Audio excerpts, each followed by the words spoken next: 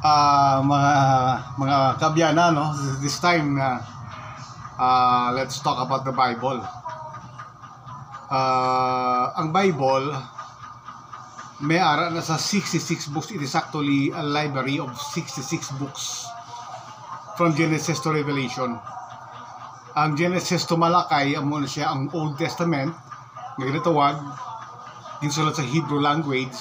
Then in Matthew to Revelation amo ni ang ginatawag New Testament or ginatawag sa nga ginsulat sa Greek nga language. May-ari ni siya actually 31,102 ka bersikulo from Genesis to Revelation. Kag actually isa ako sa mga writers sila, so to speak. Kay of course ngalan ko si Micah. So isa ina sa mga libro sang Bible, the Prophet Micah. Okay, so si Prophet Micah sa tanan nga prophets of old, he was the only prophet to the kings. Meaning nga kung hindi malang hari, hindi mo to siya mapaprophesy. Kung hindi ka malang hari, hindi to siya maghambal. Amo na si Prophet Micah. So of course nagabasa man ta Bible, no? Ang akon subong tagaan dutay nga igtulupangod ining Bible Book of Revelation. Ining Revelation or Apocalypse actually ginsulat ini mga 96 CE Christian era sa by John the Revelator sa Isle of Patmos. So kung tanawon naton, very descriptive, very symbolic, kag very horrifying ara sa Revelation nga libro nga kun aton gid basahon ang the whole book of Revelation. Makasiling ako nga hindi ina ya authored by man. Wala sang makasulat sa amo sila nga kasulatan. Hindi niya utok sang tao. Bisan sino man guro nga author ang ari sa kalibutan nga mga tanda ang mga author, wala sang may makasulat sa mga kasulatan nga ara sa pages of the Bible, especially ining Revelation nga aton subong tagaan sang igtulupangod. Kay kung hindi malang maintindihan ang mga nakasulat sa Revelation, ang pamangkot nga agin pasulat pa ina. Okay? Nga agin pasulat pa ina sang Dios for man nga hindi malang maintindihan. Amo na wala it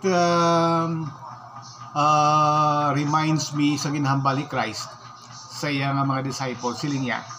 Sang siya ginapamangkot sa disciples, Lord, why are you telling these things to them in parables? Ang sabat ni Christ, eyes they have but they cannot see, ears they have but they cannot hear, and okay muna. But siling niya, to you it is granted to understand the secret of God's kingdom. Sa iya mga disciples kuno ya ginatugot, ginagrant nga maintindihan ang sagrado nga sekreto sang ginharian sang Dios. So kung i-connect ko ni sa Revelation, do ka impossible nga hindi pwede naton maintindihan ang nakasulat nila, like ining four horsemen of the apocalypse. Ini ang New Jerusalem. Ini ang babayi nga nagasakay sa sapat nga may 7 ka ulo kag 10 ka sungay. Kag ang babae ginatawag ini nga Babylon the Great, nga according dira na nagpakighilawas sa tanan nga mga hari sang kalibutan. Kag ini naman ang sapat nga may 7 ka ulo kag 10 ka sungay nga may ngalan sa dugan 666, nga later on iya ini kaunon usngabon ining babayi nga nagasakay sa iya nga prostitute. So kinanglanon maintindihan tagid ina mga kabyanan. Otherwise, why na laging pasulat sa Biblia ining Revelation kung hindi man lang ang Diyos maghatag sa aton sa pag-intindi nga mahangpan ang buot silingon sini. Kaya gwa sina kung hindi man lang maintindihan ang mga meaning, no, mga simbolo dra sa Bible depictions ng Revelation, do mahimo na lang sa comics, di ba? Do mahimo science fiction.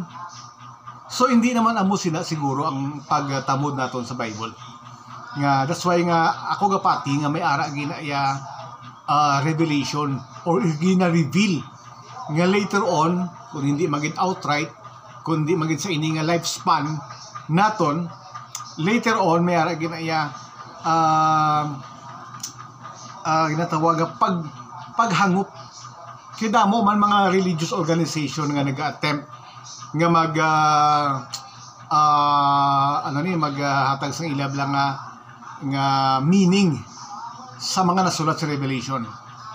So kumbaga kung sa mga pagkaon hindi na niya ang Revelation milk or gatas, kuha na siya karni nga dapat naton usangon kag mahangpan. So little by little mga pinalangga aton ini maintindihan kay for me, no, wala sang tao nga maka-interpret sa Bible. Okay? Kung ang Bible buhi nga pulong sang Dios, wala sang anybody sa tanan niya nga kaalang nga maka-interpret sang Bible. Ako gapati nga ang Bible itself interpret itself. The Bible has its own interpretation of itself. Like for example,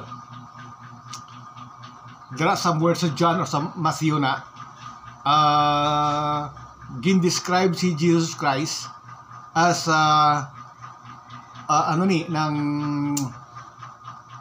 Revelation may arad nga natawag lamb nga ginihaw. So why ngalan kung basahon ta ng Revelation kung sino or anong meaning sa lamb. Pero sa John, somewhere sa John, gin-describe nga si Jesus Christ, siya ang the Lamb of God that takes the sin of the world.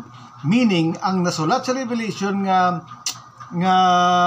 kordero, ang meaning sa kordero nga sa Revelation, ginpakpat sang John, Bible Book of John. So, sampo lang ina nga ang Biblia nag-interpret sang iya kagulingon. So, sige, subjective man kita, kag later on atong gid amaton nga mapusa kag maintindihan ang mga meaning sang Bible Book of Revelation, of course with the help of the Almighty God.